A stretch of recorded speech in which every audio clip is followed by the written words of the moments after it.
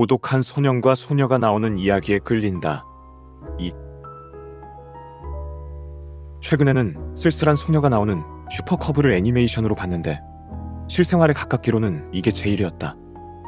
이 작품의 주인공 코구마는 여고생으로 설명은 나오지 않지만 가족도 가까운 친척도 친한 이웃사람도 없는지 혼자서 작은 연립주택에서 무미건조한 생활을 하며 매일 자전거로 학교에 다니고 있다.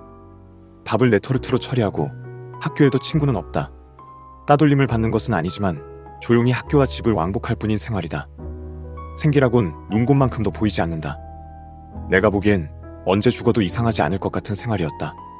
그런데 그런 코구마가 힘들게 하교하던 어느 날 시원하게 달려가는 오토바이를 보고 좋아 보였던지 근처의 오토바이 취급점에 가본다. 물론 학생이 도저히 지불할 수 없는 가격이다. 그런데 포기하고 돌아서려니 주인장은 아주 싼 중고가 있다고 슈퍼커브, 한국에서 배달에 흔히 쓰는 것과 비슷한 오토바이 한 대를 꺼내준다. 이유를 물으니 주인을 3명이나 죽인 사고 물건이라고.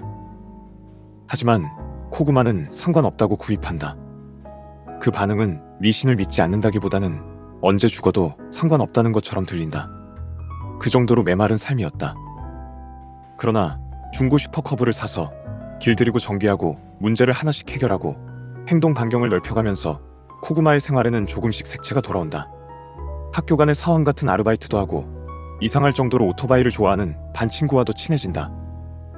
전반적으로 잔잔해서 엄청난 역경을 극복하고 전국 바이크 대회에서 우승을 한다는 식의 드라마틱한 얘기가 펼쳐지는 것은 아니지만 중고 바이크 하나를 구입함으로써 우울과 죽음의 문턱에 있는 것처럼 보이던 학생이 조용히 생동감 넘치는 세계로 나아가는 모습은 사소한 변화가 만들어내는 삶의 기적이 얼마나 대단한가 느끼게 해준다. 직접 손을 더럽혀가며 관리한 오토바이로 학교를 가고 편의점을 가고 일을 하고 여행까지 간다. 정신건강을 위한 공익 광고처럼 느껴지는 구속도 없진 않지만 건강한 취미가 만들어내는 삶의 상승 곡선이란 바로 이런 것이구나 싶다.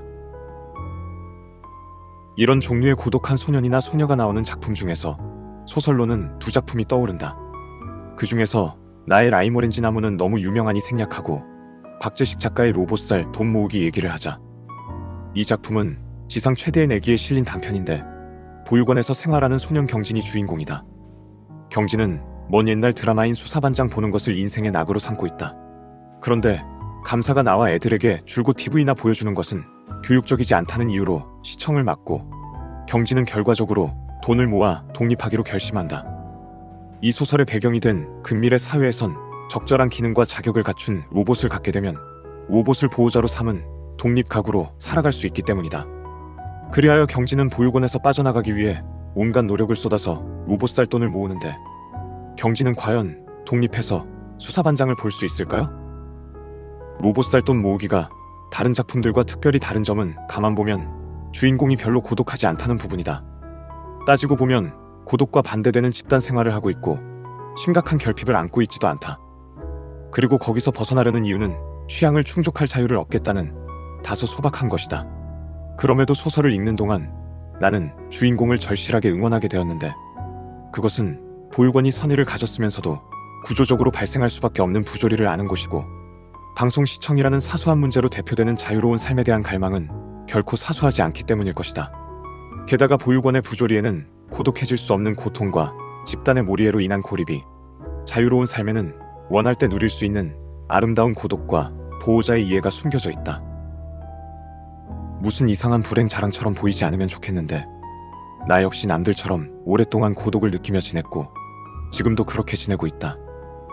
대체로 그것을 편하게 여기긴 하지만 가끔은 텅 빈 콘크리트 건물 지하에 갇힌 것처럼 고립감을 느끼기도 한다.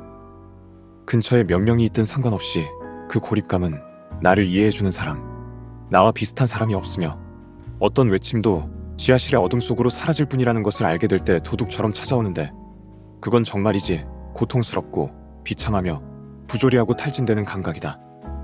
인간은 그런 감각 속에서 오래 살 수 없다. 그런데 그런 감각의 편린들을 고작 10살인 경진의 심리에서도 엿보게 된다. 작가가 묘사하지 않은 부분까지 마음대로 읽어내고 나의 경험에 비추어 보게 되는 탓이다. 작년에 내게는 심리적으로 아주 힘든 시기가 찾아왔었다.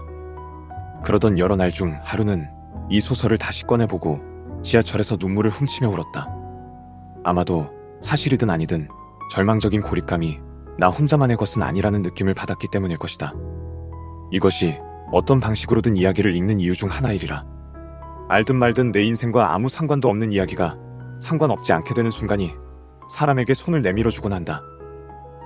그런데 요즘은 이런 식으로 고독한 소년과 소녀 이야기에 끌리거나 그런 이야기가 내미는 손을 잡고 일어나는 일이 부끄럽다는 생각이 들 때가 있다.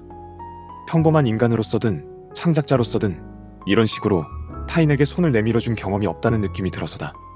지금 이 순간에도 나는 한결같이 꾸준히 쓸모없는 짓으로 귀중한 에너지와 시간을 낭비하고 있는 것이 아닐까 하는 의심도 들고, 내가 의심 없이 할 수 있는 일이라곤 좋은 작품을 소개하는 것 정도가 아닐까? 그리하여 이 글을 남기니 마음이 가는 작품이 있으시거든 한번 살펴보시길.